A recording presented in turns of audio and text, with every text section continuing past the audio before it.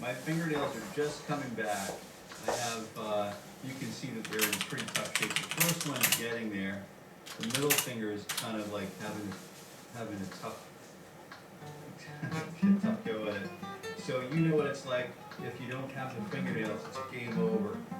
So yeah, I broke them all the other day, and it wasn't a severe accident, but they got a little too close to dishwater, if you know what I mean.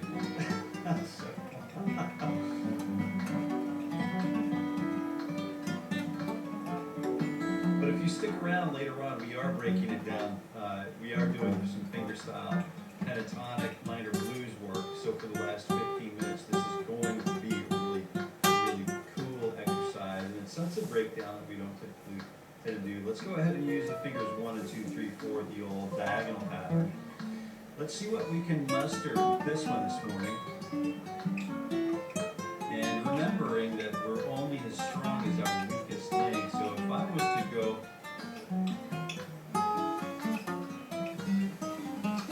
could I hammer on this exercise if I just did nothing else?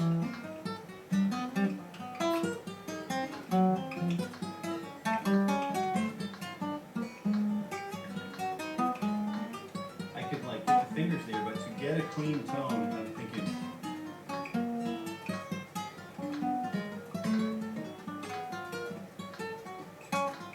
really got to transition here pretty hard and pretty quickly to that first finger. So I would create an exercise out of that, And then it's a really good idea to have that, tie like a cloth around your guitar neck, or like a damper, So if you're doing exercises like that, I want to talk about it because it's worth noting that if you're playing acoustic guitar or electric guitar, and you want to really start working on your fret hand, now you can hear the strings don't get all wackadoodie or whatever. They don't ring. So we're still on the top 4 strings.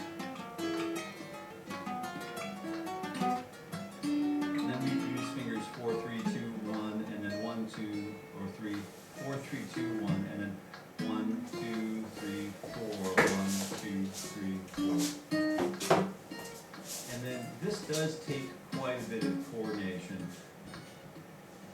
but we're going to learn how to do this kind of thing. So I'm doing this all today. So 4 middle strings, you can pick or use your fingers, but I'm going to use only hammer-ons for the remainder of this exercise, just to get that that fret hand. In my case, I'm mirroring this stream, so I'm opposite what I normally would do. So this is actually my left hand. But it's all the same when you say fret hand and picking hands. Some of us have figured that out.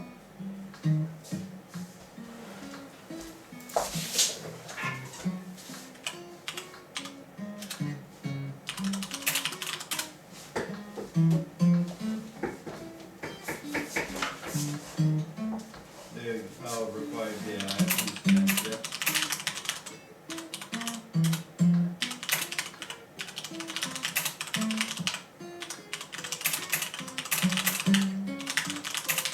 And you can hear, you're like witnessing how gross it sounds if you don't practice this kind of thing every day. But I'll tell you what, it's really important if you wanted to practice this kind of thing, if you wanted to do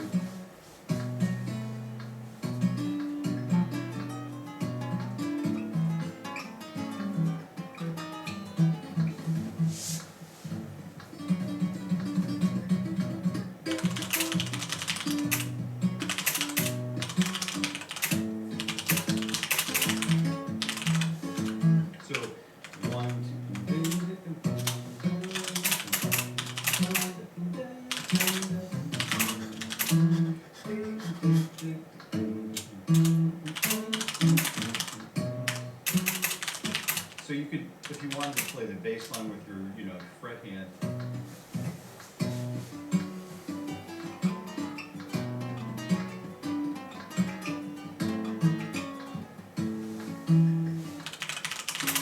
we go. You've got to just get that thumb here in the right spot so that we can get that hand in the right angle. But if your fingernails are too long, you can push this technique too bad too.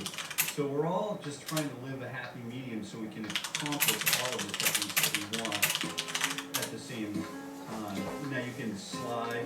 hammer and slide into this, but it's really cool because you can.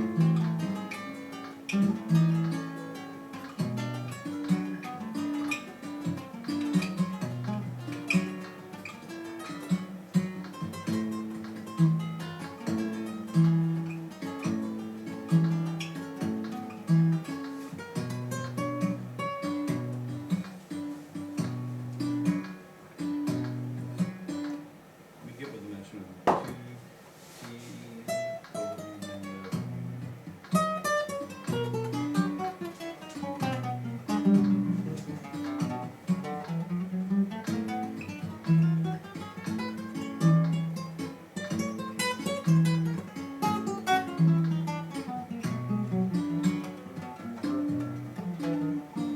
and you have to figure out like which scale you're playing. There's a lot going on here, so you've got to use these fingers, these 2 fingers, and then get the thumb as a little placeholder. But what we were talking about, we came into this. Usually I do this with a pick, and usually this is an exercise that I use with a pick through down, up, down, up, down, up, down, with a flat drum, or with my fingers.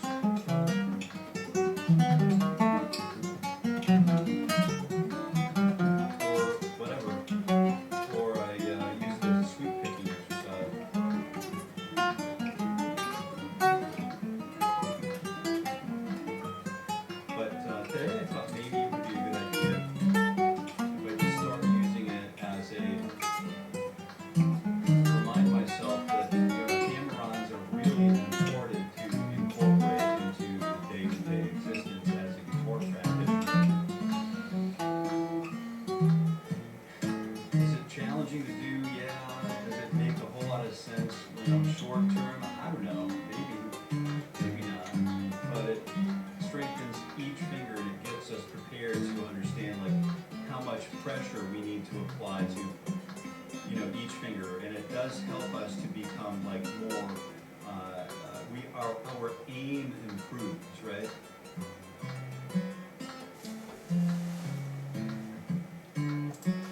And our awareness, our spatial, one of Gordon's 7 intelligences, our spatial intelligence develops here.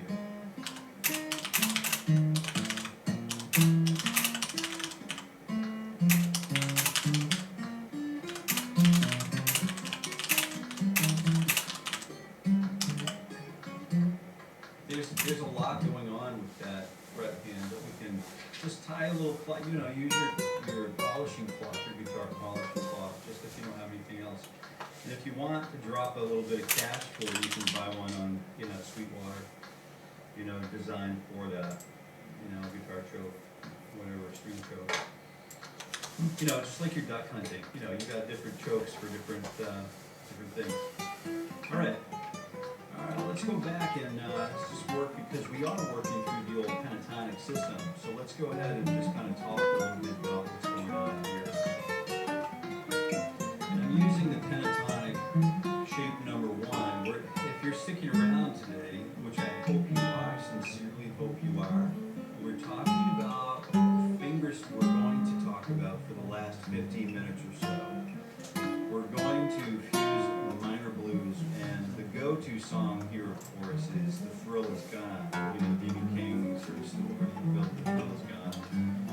And we're going to fuse that, the 1, the minor 1, the minor 4, the minor 5, but with a flat 6 major 7 to really kind of jettison us out of orbit and out into deep space. We'll catch up with Voyager pretty soon. But what we try to do is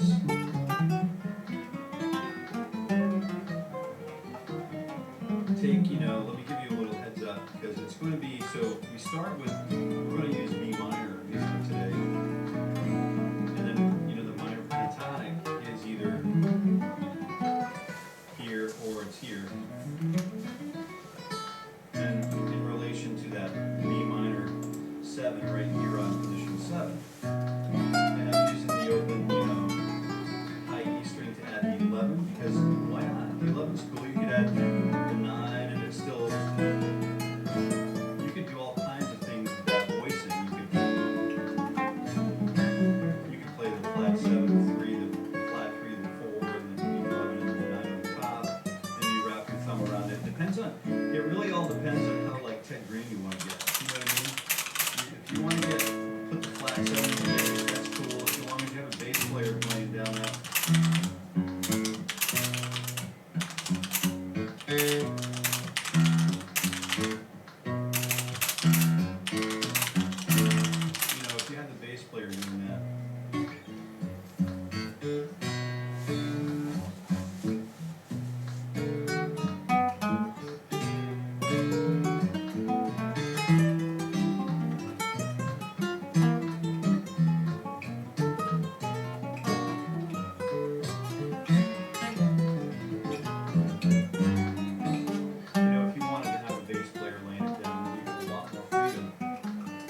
because the bass player is the boss, basically telling us where the chords are and when. So you want to work with a good bass player, that's for sure.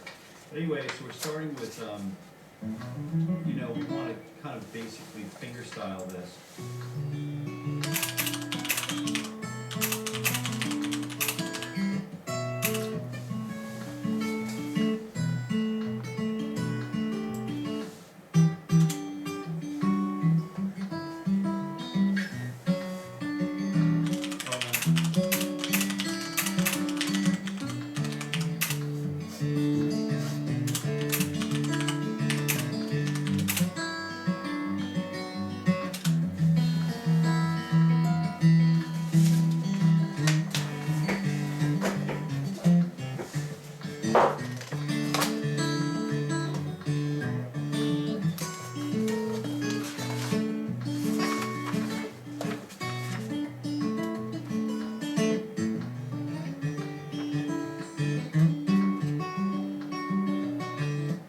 To get, I'm just goofing off, but I want to really focus on, like, how does the pentatonic system fit into each one of this, these areas.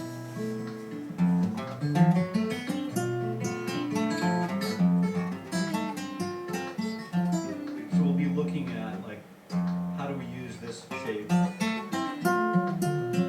then how do we use this shape.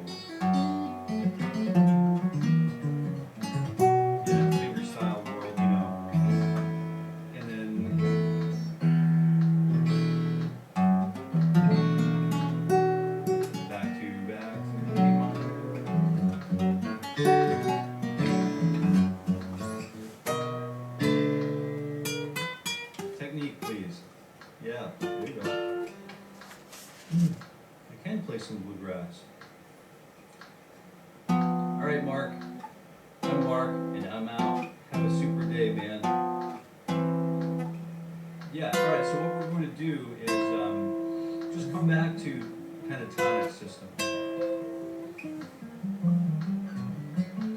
And we're planing this, parallel planing this down. Neck. Until we get to position number 1. When we reach position number 1, we'll go ahead and turn around and come back to the top.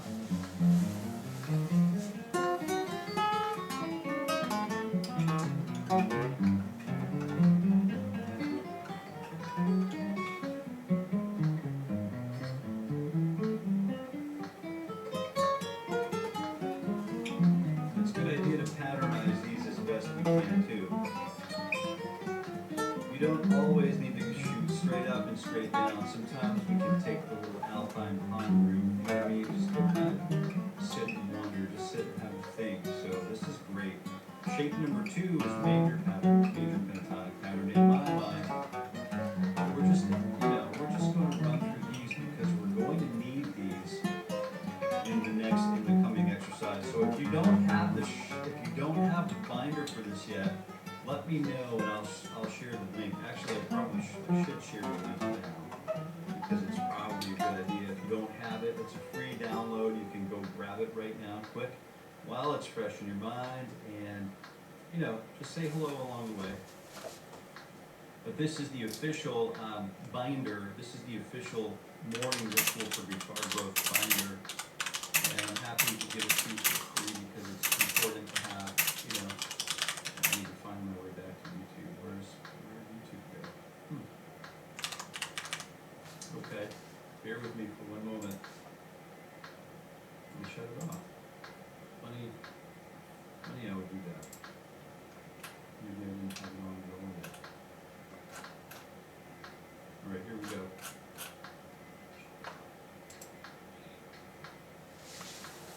There's the binder that you want, and I'm going to go ahead and pin that message so you can download it if you decide you would like to have it.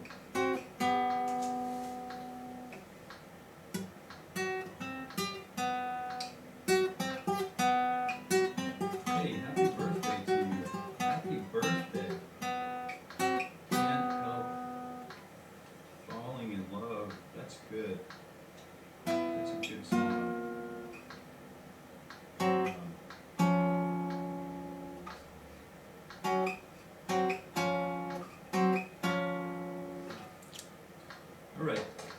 let's go ahead. I'd like to play the song, but I've got to get us through our warm up. So I really appreciate you. I'm really thankful that you're here, and I'm really thankful that you are willing to comment here. I'm definitely thankful for that. So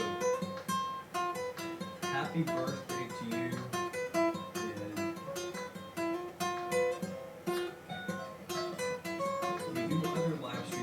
Focus on requests and breaking songs down to a granular level. We just want to really focus on getting through shape number 2 here. And I appreciate your understanding. I really do. And you can hear how I'm on the measurement. 1 E end of 2, T E end of 4. But if I count in the spaces between the clicks, 1, 2, 1, 2, 1, 2, 4. I can put that on the 2 and 4, and it gives us a little swing, a little rhythmic lift. And then I'm going to practice sliding between one position and the next. Watch me hit.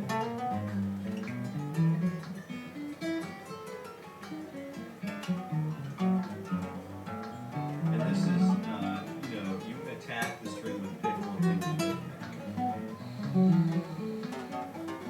And when you don't attack the string, you don't use a pick or a pick. But we have a nice walk through here, super simple, super chill. Then we're going to shape number 3, which is like one of my favorites, totally underused shape. Just got a big stack of 1s and 3s on the bottom end. And then we kick that first finger back. We've got a little kickstand situation happening here on the G string. So we don't want to lose our position, but we want to remember to reach back for that. And then, we can only go back to position 2. Nope, I missed that stretch. Silly me.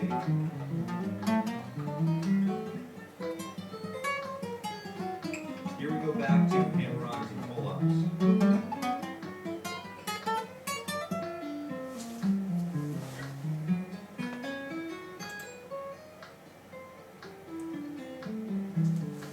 Good, excellent. So shape number 3 is going to look like this. Think the root 5 minor 7. Think Doobie Brothers.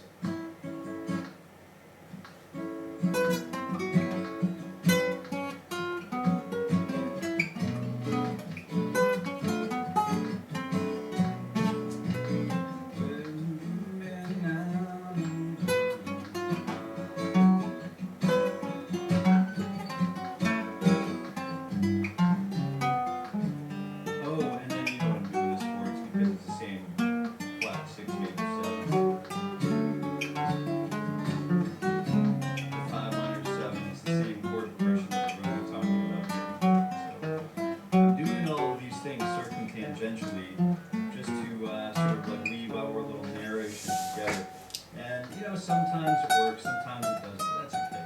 It's working pretty well today. So shape number 3 of 4 is this one. And I'm really focusing on that metronomic click. I want my hip to meet that click.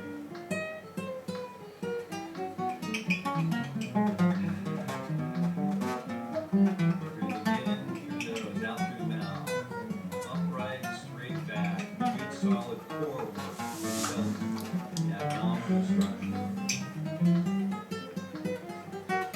But do not rush. You're not in a rush, so your technique will be there for you. Good solid technique, good solid metronomic observations, and good solid breath and posture, and that will get us anywhere to any stage we want to pursue. 2 and 4, 1 and 4,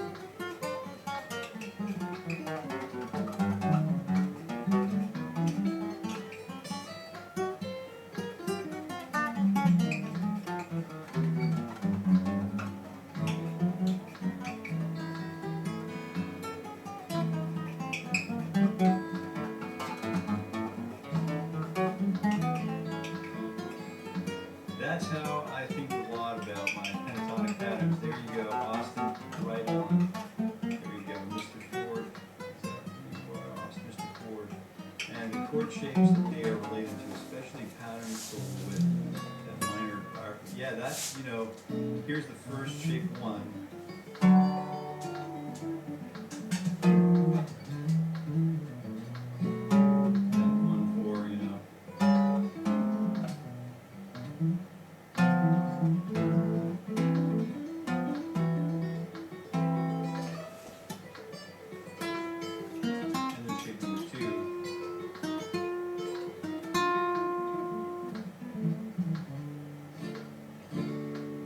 Sort of like the E position bar chord, and then this one is kind of like, you know, the sus, you know.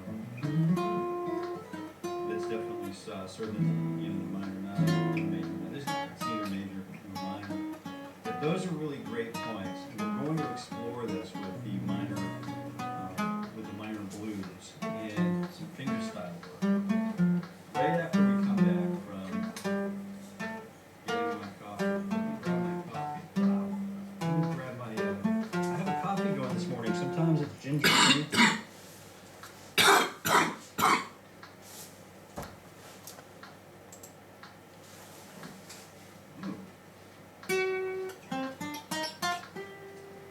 There you go. Sometimes it's ginger tea, sometimes it's something else. But I wanted to get the stretching a little bit. All right. We've had, you know, the ginger and red bush tree. Red bush is really cool. Sometimes it's chamomile, there's some honey in there, and some lemon or something. Good morning beverage, good healthy morning beverage. I like the ginger for, you know, gut health and then, you know, fennel. This morning I have a coffee ripping in that cup right here. Hey, wow, look at this guy. Looks pretty happy, huh? All right, so we've got this nice stretch going. This is great. I haven't stretched yet this morning, so this feels great. The BPM, Austin, is 60. I do this every morning, and I'd like to, you know, you're more than welcome to attend every morning. Yeah, Raul knows. Raul is a longtime participant. He's like a founding live chat member. There's another fella here, he's got a blue wrench next to his person, and his blue wrench signifies that he's a channel like a live chat moderator. I know you probably already know that. But Kevin's been with us a long time, Jill's been here a long time, Mark. We have a lot of friends who just are really after it, and it works at this time, it works out for a lot of us that we just sort of sit around and for about an hour. Things are changing and shifting a little bit for 2026. Roll those shoulders back a little bit. But it's here for you. If you'd like to join us, it's free. You know, and a good portion of this will remain free in 26 to 7:30 a.m. and every weekday morning. This is episode 244, I think. And one of the Austin, you'll get a kick out of this. I'll just give you the backstory real quick. I did the first video in January, the first video of January. We're going to look back at that video, and the last video we do here together, I'm going to look at this video too. So we're going to take the bookends, maybe a couple segments in between, but basically, I've always had teachers say, you need to warm up, or you need to practice at least 5 minutes a day to maintain, you know, and this and that, and then warm up, and blah, blah, blah.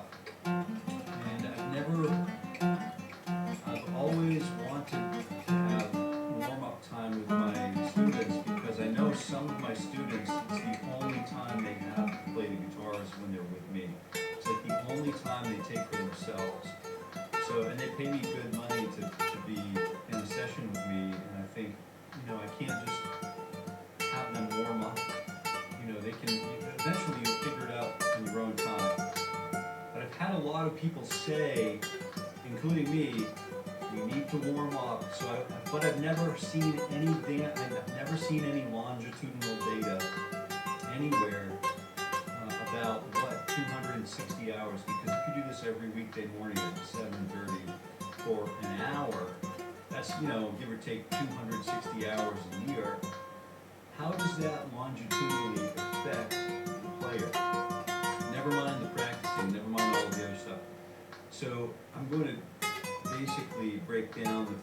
video, the last video, through a rubric group, we're basically going to compare what we improved, what did we gain from spending 260 hours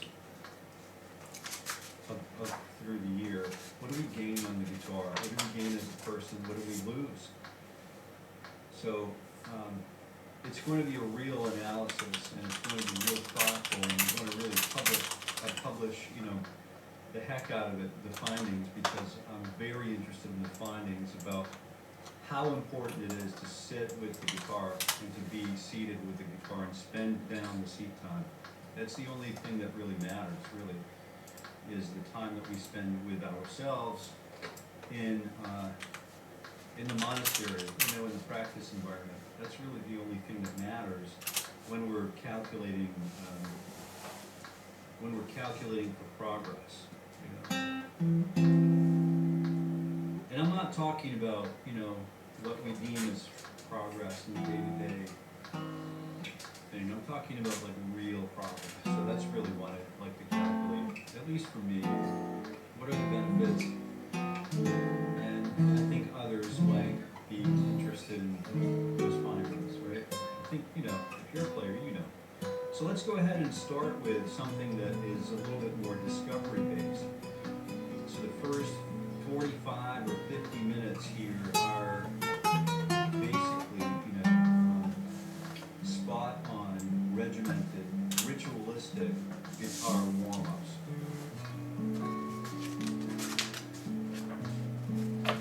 And the last 10 minutes, we want to free ourselves up to have a little bit of a discovery experience.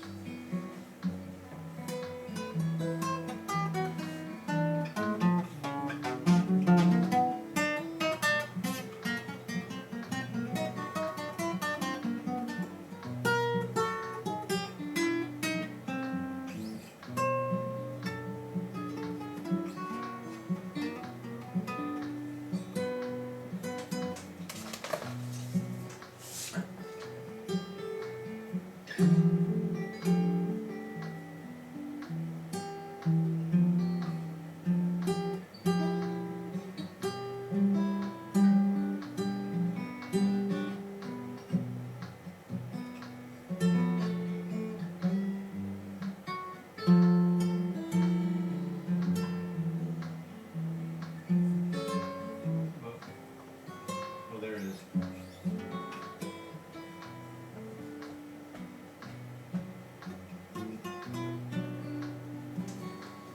I'm free, so free, so I should go up here. Free from you.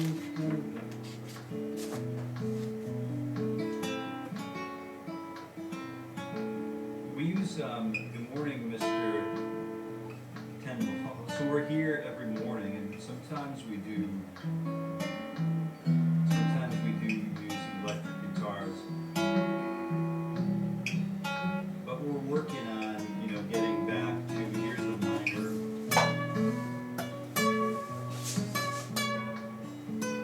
And then we have the flat 6 major 7. And then the 5 minor 7 with the 11. Back to the B minor 7.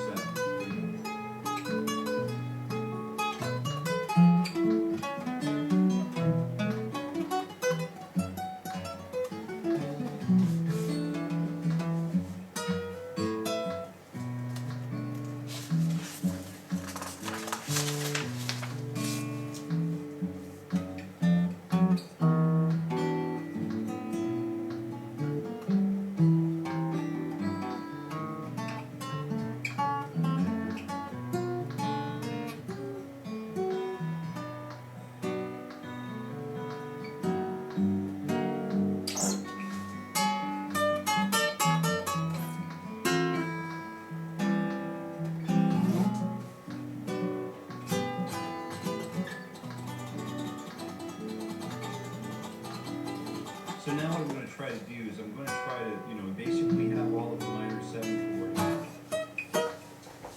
There's something missing with me. I'm working to find it with my playing. Well, what are your goals? Like, give us like a couple of goals, like short-term goals, like 3 goals that you want to achieve by, let's say, like, not Christmas, but like, you know, the first day of spring.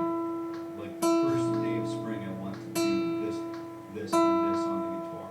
So just, if you want to list those up, if you could, if you want, if you don't want to do that publicly, you can email me at grow, GROW, at jasoncareyguitar.com. And then, you know, the guitar, the electric guitar is such a great instrument. I'm here for free every weekday morning at 7:30 a.m. And I wanted you to know that because I believe there should be a really easy barrier. There should be a low barrier for entry into the world of humans making guitar noises, right? That's where I'm coming from. So that's one of the reasons why I do this. And I enjoy doing this because I just enjoy playing the guitar. So I'm thinking B minor. And you know the thrill is gone, right?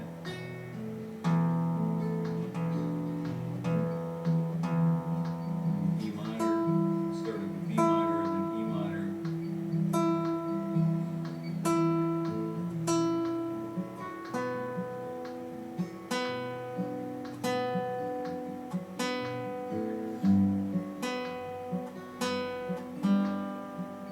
G major 7 to F sharp minor.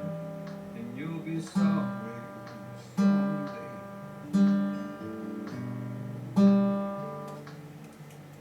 Thrill is gone.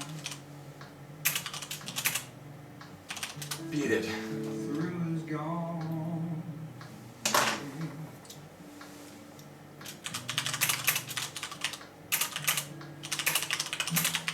Thrill is gone.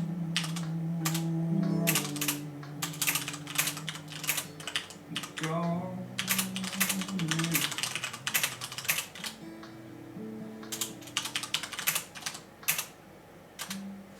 Now that it's all over.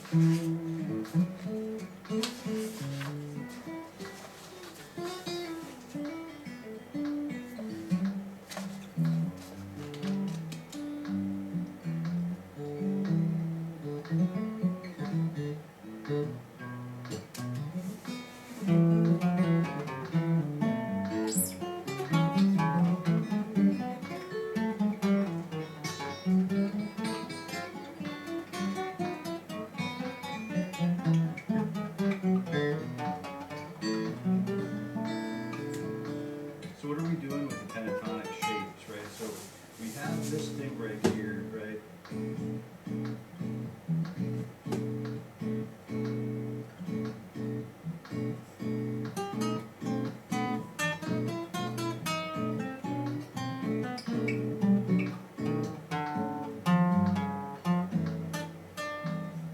We have this shape right here, so the B minor, I'm going to use the pentatonic here in the 7th position.